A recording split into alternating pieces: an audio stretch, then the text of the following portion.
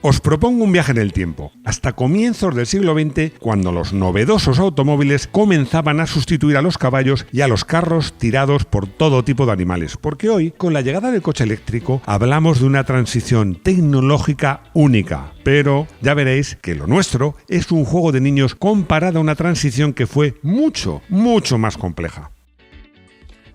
Bienvenidos a Garaje Hermético. Enciérrate con nosotros.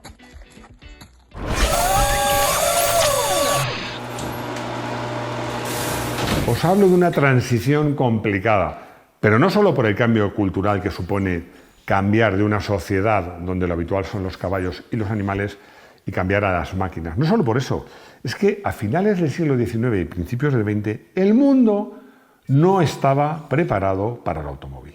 Vamos a hacer ese viaje en el tiempo. Os pido que cambiéis la mentalidad porque, insisto, no solo es cuestión de cultura, no había carreteras, no había gasolineras, no había semáforos, no había señalizaciones, es más, es que no había ni un solo acuerdo, pero no a nivel internacional, sino a nivel de cada país, de cómo debía regularse el uso de esa nueva y ruidosa máquina endemoniada que era el automóvil. Así que nos vamos a esos albores del automovilismo, donde os adelanto que vamos a encontrar muchas sorpresas y vamos a desmontar muchos prejuicios. Por ejemplo, que los carros de caballos fueron sustituidos por coches con motor térmico de explosión. No. La realidad es que esta batalla por el futuro de la movilidad personal se libró en tres frentes tecnológicos muy diferentes. Los primeros monstruos mecánicos. Los primeros monstruos mecánicos. Vapor, electricidad o gasolina. Creemos que el coche eléctrico es una invención moderna, pero del siglo XXI, pero es una idea tan antigua como el propio automóvil. Si nos vamos a las ciudades de finales del siglo XIX y principios del XX, veremos que los coches eléctricos, sobre todo en las ciudades y sobre todo en las ciudades norteamericanas, eran los reyes. Eran silenciosos, eran muy suaves, no emitían humos pestilentes y, lo más importante, no requerían un ritual que yo me atrevo a calificar de heroico, de arrancar un motor de explosión con una manivela y abrazo, ni requerían cambiar de marcha con un cambio complicado y con unos embragues que eran duros como piedras.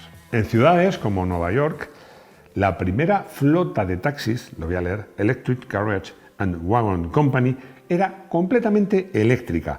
También eran los coches favoritos de las clases altas de la ciudad y de las mujeres que apreciaban, no digo las mujeres, sino las clases altas y las mujeres, la sencillez de manejo.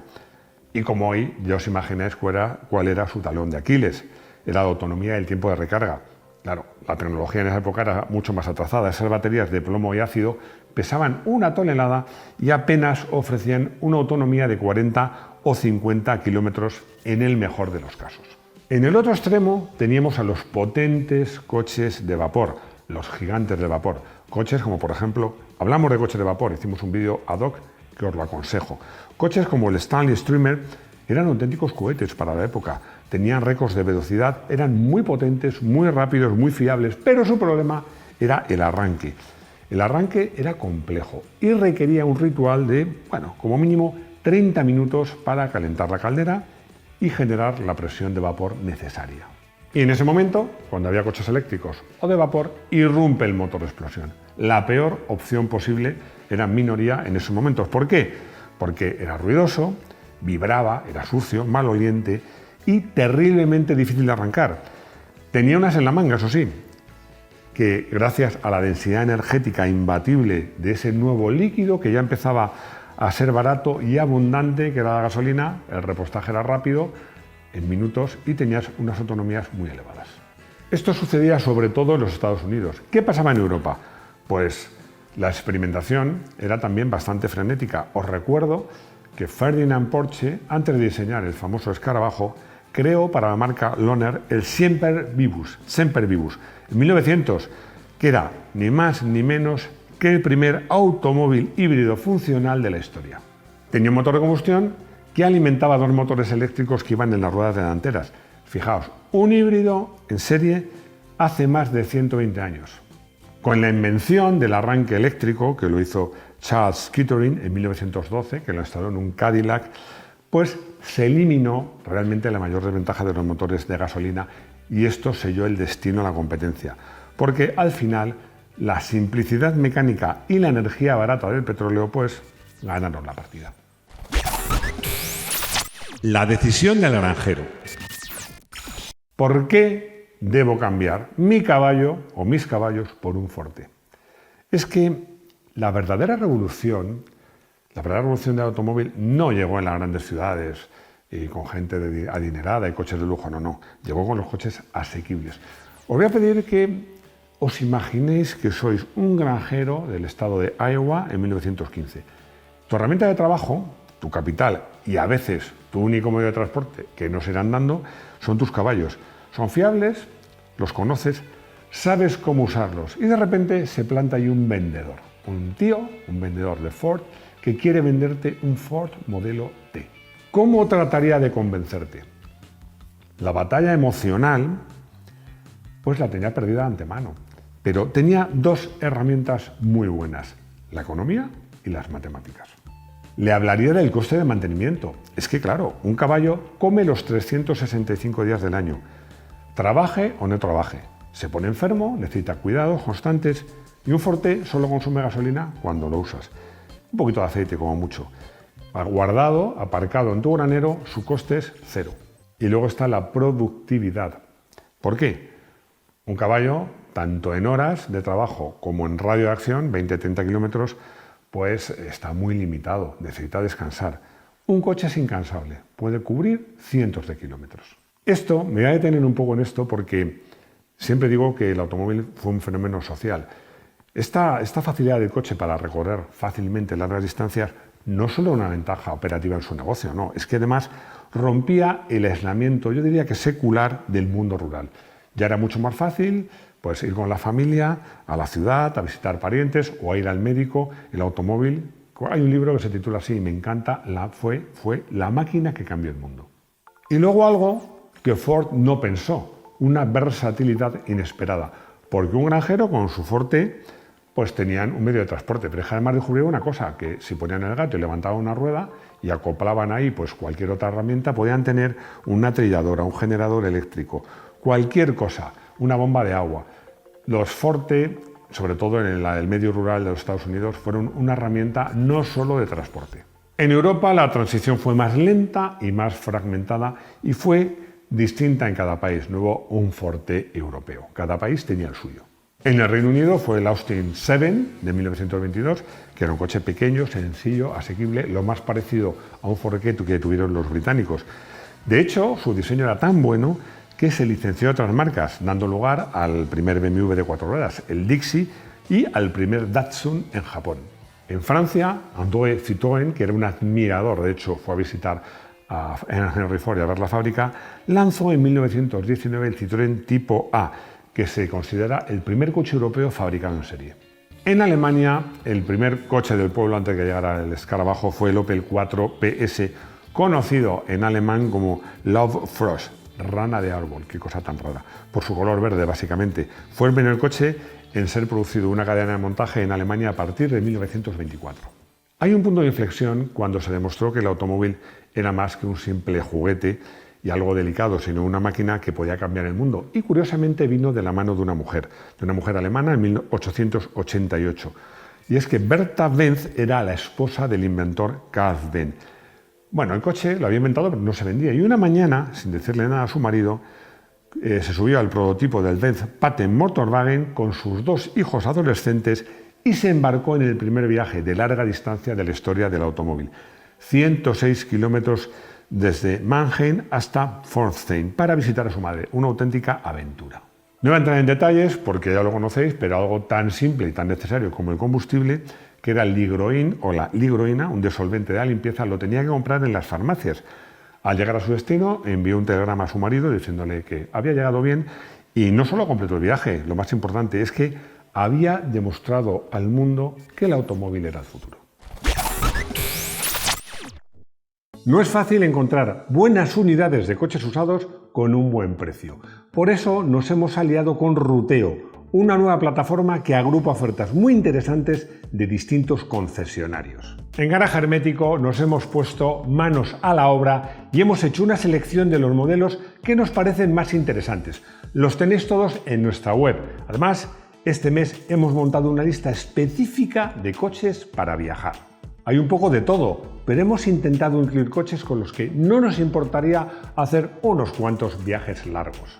Si queréis echarle un ojo a los coches que hemos elegido, solo tenéis que entrar en garajehermético.com/ruteo, tenéis el enlace destacado en portada o directamente en el link que os dejamos en la descripción.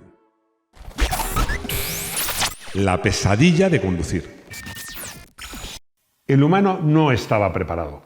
En esos años, e incluso el urbanita más acérrimo estaba acostumbrado a tratar con animales, con caballos, con otro tipo de animales, porque era lo habitual. Era lo habitual, no a convivir, desde luego, con los coches. Conducir un coche era un verdadero desafío en unos países, en una circunstancia donde no había infraestructura ninguna y que estaban adaptados durante milenios a los peatones y a los animales. Como os digo, la infraestructura era sencillamente inexistente. A lo mejor algunas ciudades tenían algunas calles del centro adoquinadas, eso era todo. Las carreteras, con comillas, eran caminos que en verano pues, había un polvo que provocaba una visibilidad nula al paso de los coches y en invierno se transformaban en un auténtico barrizal. Los primeros conductores no eran simples chóferes, no, eran aventureros, exploradores y mecánicos en caso de emergencia. Llevaban unas cajas de herramientas que incluían palas, tablones de madera, cuerdas y todo tipo de herramientas para prepararse para cualquier imprevisto, que era muy habitual. La navegación, el orientarse, era una verdadera odisea, claro. Es que no había ni señales, ni mapas fiables, ni se había inventado Google, ni todos los navegadores que tenemos ahora. Las señales de tráfico llegarían, curiosamente, al principio en Francia, de la mano de Michelin. Este es un tema que me ronda en la cabeza hacer un vídeo. Decidme si os apetece que haga un vídeo sobre este asunto en concreto. Sí se editaban en papel guías de viaje. Una de las primeras era la llamada Blue Book en los Estados Unidos, que daban indicaciones que hoy día nos harían gracia. Por ejemplo, imagínate, esta indicación sería propia de esta época. Continúe 5,2 millas hasta un granero rojo. Gira a la derecha, siga el camino hasta cruzar un puente de hierro y tome la bifurcación de la izquierda junto al roble que tiene una rama rota.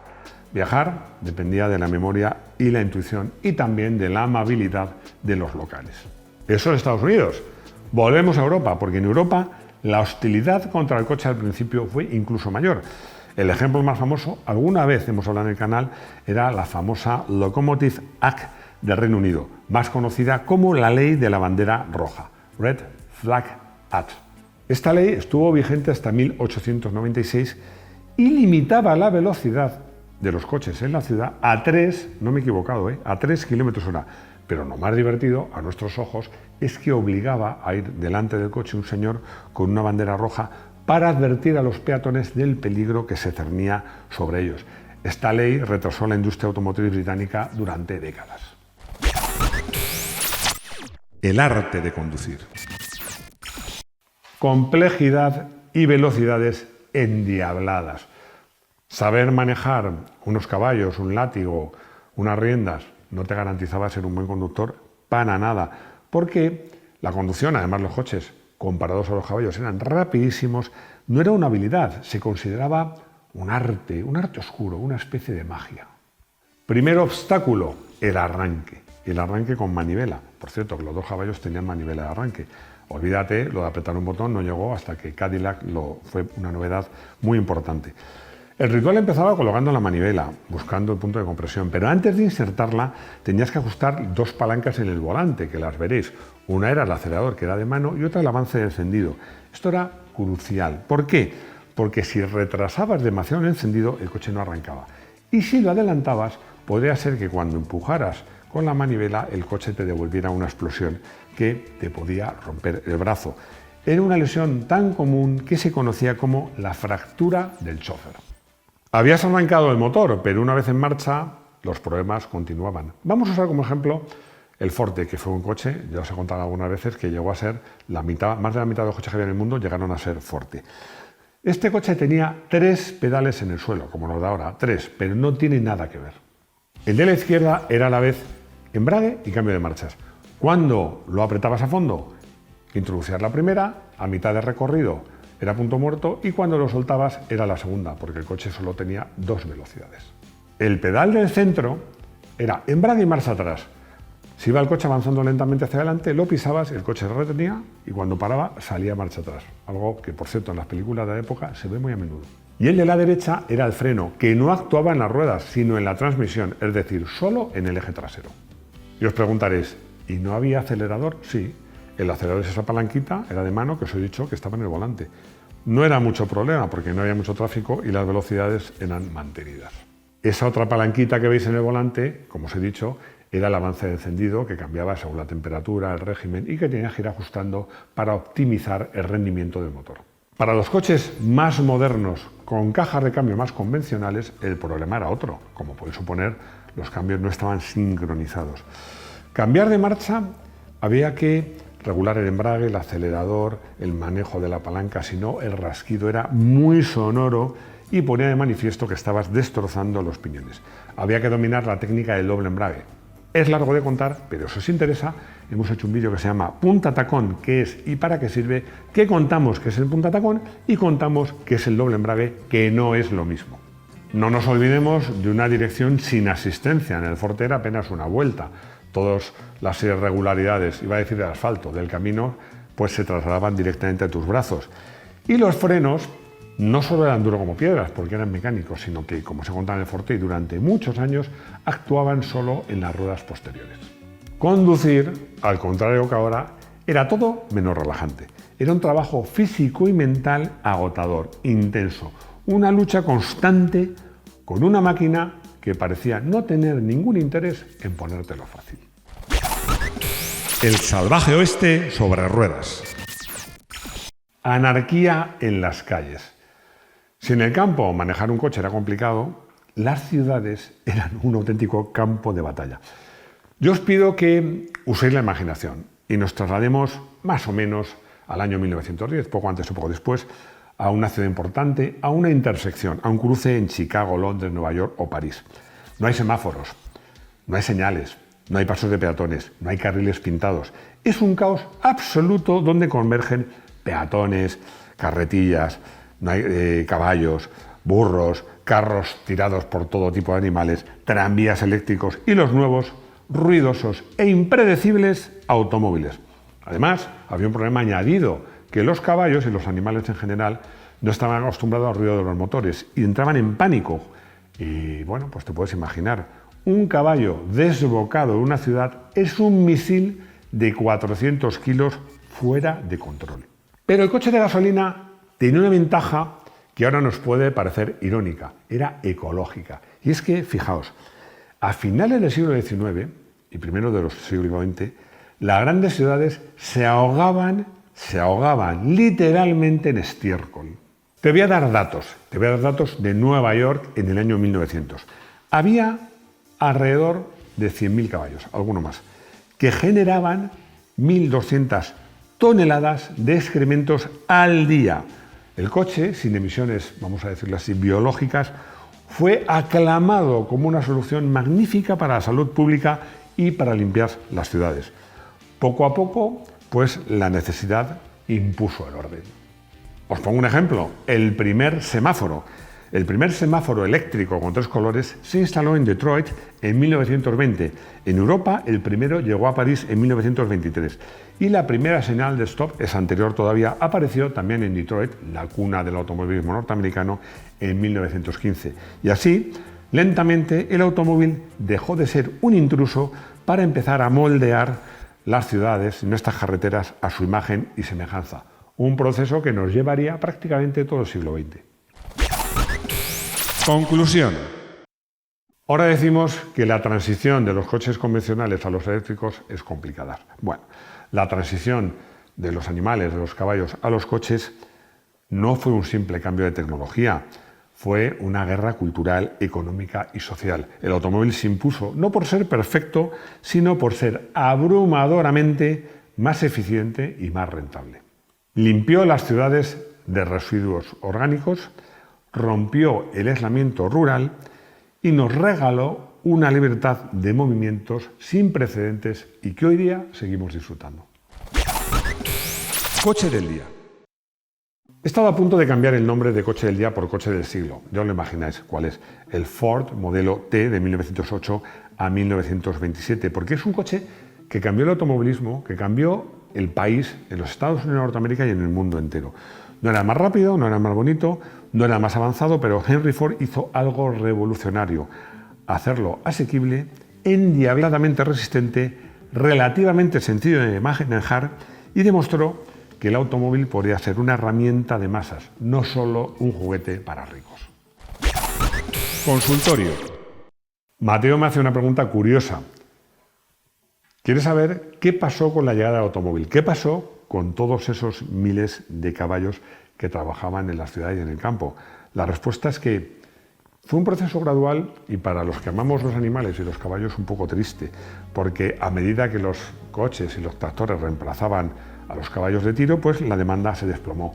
Muchos fueron vendidos a granjas más pequeñas que no tenían posibles para comprar coches, pero la mayoría, lamentablemente, acabaron en el matadero. Y especialmente en Europa, en el periodo de las guerras y en entreguerras, pues su carne se utilizó mucho para el consumo humano. Clara me hace una pregunta muy práctica y muy interesante que a mí se me había pasado. Su duda es cuándo empezó a exigirse un permiso de circulación y un seguro del coche. La respuesta es que las regulaciones tardaron en llegar. La primera en Europa fue en Prusia en 1903, que se exigía para conducir un coche un permiso de buena conducta. En Estados Unidos, en Massachusetts y Missouri, fueron los primeros estados en requerir una licencia de conducir en 1903. No había examen, la pedías, la pagabas y ya está. El primer seguro de coche obligatorio del que tenemos noticias se introdujo en el Reino Unido con la Road Traffic Act de 1930. Antes, si alguien te chocaba, pues le demandabas, te pegabas con él y no había otra. Llegamos al final de este vídeo que tenía ganas de hacer, porque yo creo que los humanos nos miramos un poco el ombligo. Ahora nos parece complicadísimo la transición del coche de gasolina y diésel al eléctrico. Bueno, esto no tiene nada que ver con lo que supuso el cambio cultural, de infraestructuras, social, de todo, de cambiar de los carros tirados por animales y de movernos en animales a movernos en coches. Espero que os haya gustado el vídeo. Si es así, pues nos dais un like, os leo en comentarios. Si no os habéis suscrito, no sé qué esperáis, compartid el vídeo. Y si os hacéis miembros, nos ayudáis a mejorar el canal. Y lo más importante, espero veros de nuevo aquí, en nuestro garaje hermético. Hasta pronto.